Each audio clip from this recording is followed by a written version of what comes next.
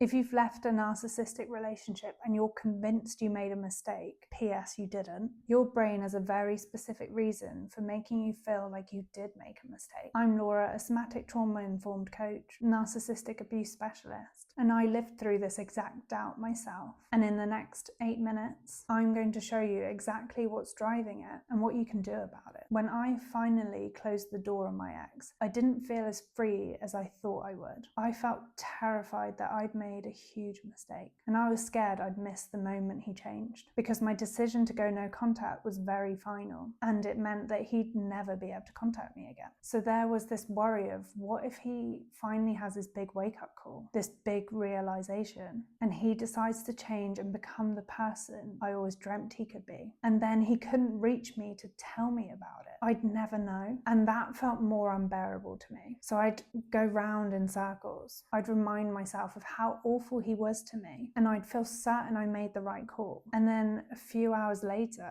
I'd be back at the start, picking at the same question again, wondering if I was too harsh, wondering if I made a mistake, and wondering if I gave up too soon and didn't give him enough chances. So if that's where you're at right now, I want you to know that makes total sense, and it's a very normal feeling to have. And I want to explain why you feel that way, because understanding what's driving it is the first step to not being controlled by it anymore. Your brain doesn't just accept the end of a relationship and moves on, because for however long you were with him, it was learning that this person was central to how you felt. The highs, the lows, the desperate need for things to go back to how they were at the beginning. All of that became part of your brain's model for what a relationship is. So when you leave, your brain registers that as something it was predicting has gone. And that gap reads as a threat because it's unknown.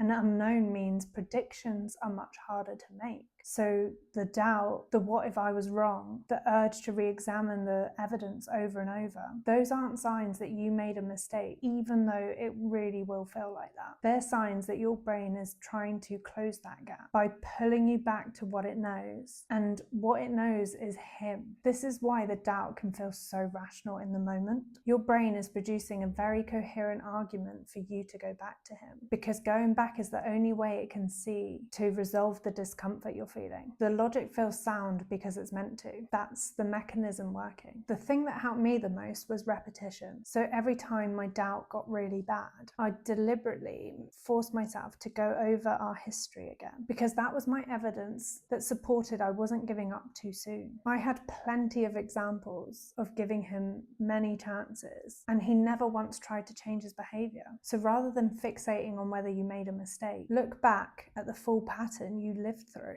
Because when you notice what happened repeatedly, the picture stops being ambiguous. So for me, that meant reminding myself of the times he would disappear without a word, the times where I would lie awake all night, not knowing where he was, having my phone calls ignored, my texts unanswered, and the constant worry of him breaking up with me. That mental torture was a constant in my relationship. And when I weighed that up against the stress of the doubt that I was feeling, my doubt didn't feel as bad. It was still hard, don't get me wrong, but it wasn't the same level of stress that I was actually coping with before. And that's what softened it for me. The fact that you're doubting yourself this much isn't a coincidence. Gaslighting works by gradually teaching you that your perception can't be trusted. So the doubt you're feeling right now is a sign the abuse worked in the way it was designed to. You spent months, maybe years, being told that what you experienced wasn't what you thought it was. So of course you're questioning yourself right now. That's what prolonged gaslighting does to a person's ability to trust themselves, which is why you need written proof of what happened to you, so you can go back to it and see it every time you forget the bad stuff. And if you want prompts to guide you to do that, I'll leave the link to my free journal prompts in the description for you. They help you to recognize the patterns of manipulation so you can learn to trust your instincts again. Next, I want to talk to you about what doubt does to the body, because you've probably noticed how the abuse has taken its toll on more than just your thoughts, and it's affecting you physically as well. You might notice it as a tightness in your chest when you think about him, or a restlessness that makes it really hard to relax, or a kind of low-level vigilance, like part of you is always waiting for something bad to happen. That's your nervous system running on old predictions. Your brain built a very detailed map of what it felt like to be in that relationship, and your body is following it too. One thing that can help in those moments is to deliberately shift your physical state before you try to shift your thinking. Because if you're slumped, looking down with a curved spine like I am now, that's not doing you any favors. I immediately feel a negative difference in my mood, like I'm a bit sad and I've made myself very small. It's kind of the posture of shame. So notice what happens when you suddenly straighten your spine, drop and relax your shoulders back, and lift up your chin a bit more. I immediately feel more powerful. I feel like a boss, like I'm in charge. I just feel more upright and expansive. And all you're changing is just a few details in your posture.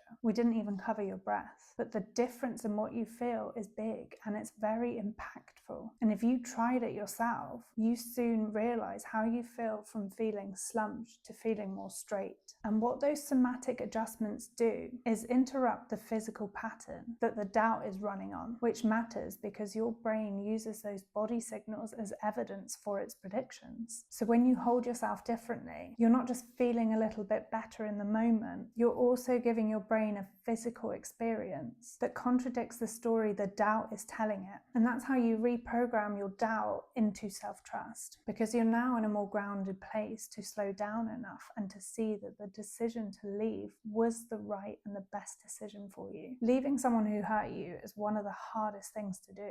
So the doubt is just a sign of what the trauma bond has done to you. And the stronger the bond, the louder the doubt when you step away from the relationship. But you don't need to go back to him to confirm you made the right decision, because your history already highlights that. Every time he dismissed what you said, every time the apology came but the behavior didn't change, every time you felt smaller in that relationship than you did before, all of that is data. So don't ignore it and really look at the whole picture of your relationship history, because the more times you stay with the discomfort of the doubt and you don't go back, the more your brain starts to register that staying away is the safer choice for you, and the prediction will start to update to the reality you know in your heart is the right choice for you. Now, if you're watching this and you're thinking, okay, I understand why that doubt is there, but I still can't seem to make myself do what I know is best for me, you're not alone in that. Most women who've been through this know exactly what they should do and still can't do it. And that's what my next video is about. I'll link it here for you to watch next.